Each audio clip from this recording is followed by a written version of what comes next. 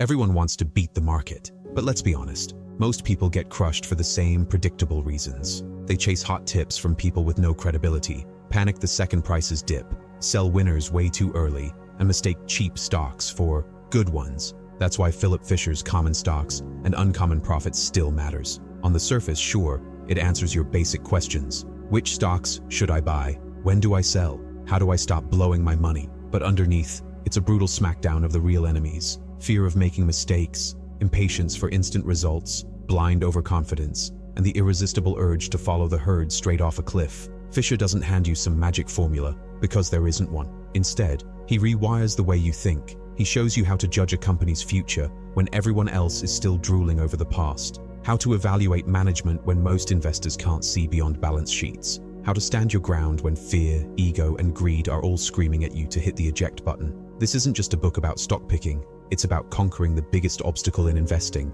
yourself. The market isn't your worst enemy, you are. Myth number 1. You can pick great stocks just by looking at financials. Reality check. Financial statements matter, but they're only the skeleton. Fisher says real success comes from understanding the living, breathing business. That's why he built his famous 15-question checklist. 1. Does the company have products or services with room to grow for years, not just quarters? 2. Is management obsessed with innovation, or do they just kick back once they've milked today's cash cow?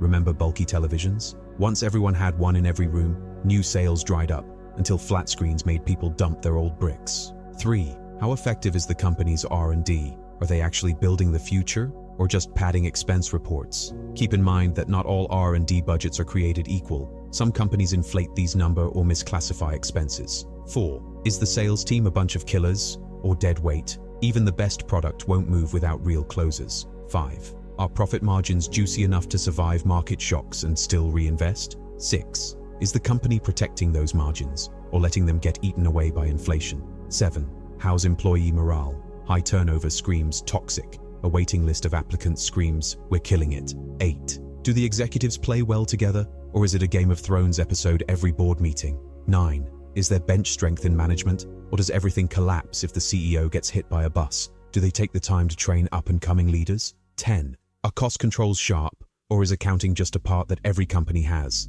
You need to fully understand where the profit comes from and where there is room to trim expenses. 11. What makes this business stand out from its rivals? Is there anything unique, or just another copycat? 12. Is management chasing short-term sugar highs, or building for the long haul? Vision matters more than temporary wins. 13. Will growth require massive equity financing that dilutes your shares? 14. Does leadership actually tell the truth when things suck, or do they just tell you a nice story? Can they admit to their mistakes? 15. And finally, does management have integrity? Because without that, every other question is worthless. Myth number 2, past performance predicts future success. Nope.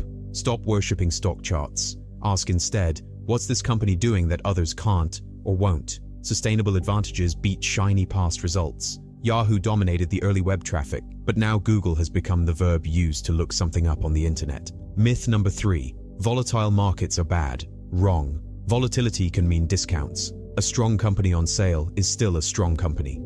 Take the tariff announcement in 2025. Strong stocks got temporarily cheaper, but they didn't stop being strong and profitable. Volatile markets might be one of the best times to enter the market, even though it's hard to predict the bottom of the market when it is happening. Myth number 4, it's safer to keep your money in the bank. Sure, if you like guaranteed slow death by inflation, investing not only protects your value, it grows your money. Myth number 5, company reports tell you everything. Please. Some of the juiciest and best to act on intel comes from competitors, ex-employees, and industry gossip. Reports are just part of the puzzle. Most reports are written to present the company in the best light. Myth number 6, avoid risky stocks altogether. Nice try. A balanced portfolio needs a few risky bets. Just don't let risky investments be the only thing you invest in. Balance them with gains from conservative, strong performers. Myth number 7, you'll know the perfect time to buy. The market is always noisy. At any given point, you will hear optimism and pessimism about the same company. Use analysis, not mood swings. Myth number 8, trouble means dump the stock. Wrong. Great companies stumble. The real question, temporary bruise or fatal wound? Strong leadership recovers. In fact, never promote someone that has not made a mistake, as they most likely haven't done enough. Myth number 9. Wait for market crashes. If you're sitting around praying for perfect timing, you'll miss 95% of opportunities. If a company passes the 15-question test, that's your green light. And yes, war scares are historically a buying opportunity, but don't sit on your money waiting on them. Myth number 10. Sell the second a stock drops. Nope. Only sell when the 15 questions analysis no longer holds up, management or market opportunity deteriorates, or a clearly better opportunity shows up. Otherwise, hold. Myth number 11. Never sell at a loss. The break-even trap has ruined more portfolios than bad picks. Set a stop-loss rule and stick to it. Many investors will set a 10% stop-loss or hold to a losing stock for no longer than 3 years. Myth number 12. Dividend stocks are king. Not always. Reinvestment fuels long-term growth. A company that does not pay dividends but reinvests can have a higher growth than a company that doesn't reinvest in itself but pays dividends.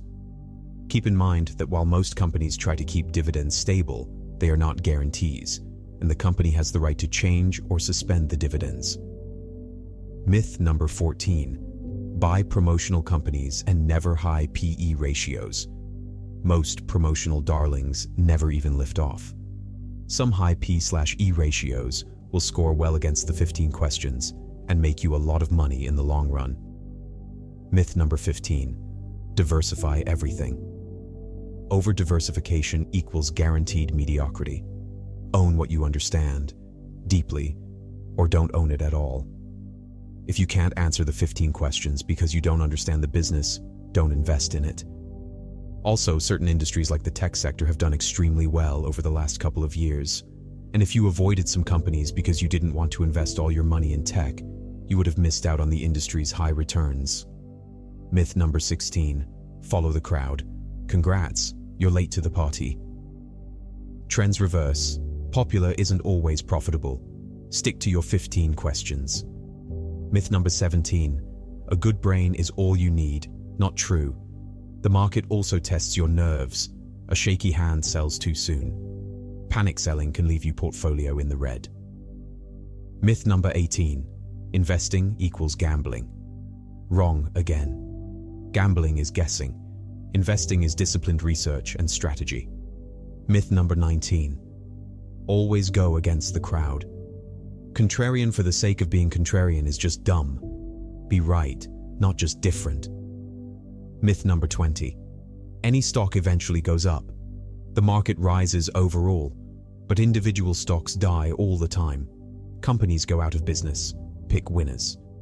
At the end of the day, Fisher's book doesn't just help you invest better. It helps you stop being your own worst enemy.